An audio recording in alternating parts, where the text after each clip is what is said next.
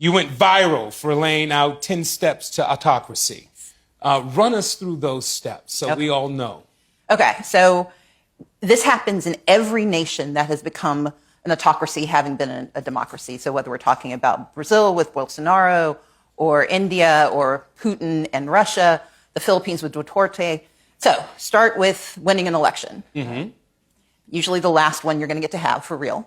Number two, you have an expansion of executive power. The president decides he wants more than he's supposed to have.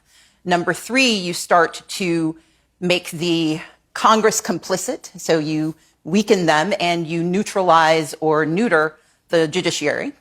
Like, oh, I don't know, the Supreme Court giving you unfettered power and saying we don't have the ability to stop things. Then you move on to firing all of the people who know how to make government work.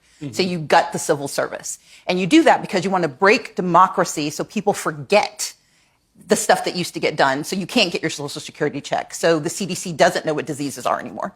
Then you put in place these loyalists, people who are only responsive to you. You put them in charge of the FBI so they go after your enemies. You put them in charge of the Department of Justice, the Department of Defense, so they can signal to their friends and tell them all about the evil plans that you have. Then you make certain that you break how we communicate. So you criticize the media and you create your own echo chamber of propaganda.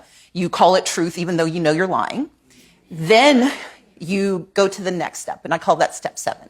It's at step 7, you have to blame someone. You have to blame people for the broken government, for the broken promises. So you go after DEI. You go after the vulnerable, the dispossessed. You go after any community that doesn't look like what you think power should be. While you're doing that, you make certain that you, in step 8, you eliminate anybody who can help them. So you sue law firms that do pro bono cases. You go after philanthropies and accuse them of giving money to the wrong people. You go after colleges and universities that can teach people possibly what else they should know. You get to step 9 and you start to encourage and incentivize private violence. You send the U.S. Marines into spaces they should not be. You send the National Guard in. You kidnap people off of the streets and pretend that's normal, because that's how you quiet dissent, because you make everyone afraid that if they don't do what you want, they might be next. And once you've done those 9 steps, step 10 is easy. That's when you decide there won't be new elections, because everyone's either afraid, poor, broken, or complicit. Okay. Wow. Well, as an American who has sworn an oath to uphold the U.S. Constitution against all threats, both foreign and domestic, I don't believe that Donald Trump is going to become a U.S. dictator.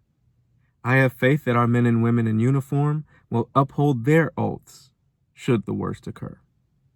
But with that said, Trump does still have 3 years in office, so we'll see what the future holds. For he who has an ear to hear, let him hear.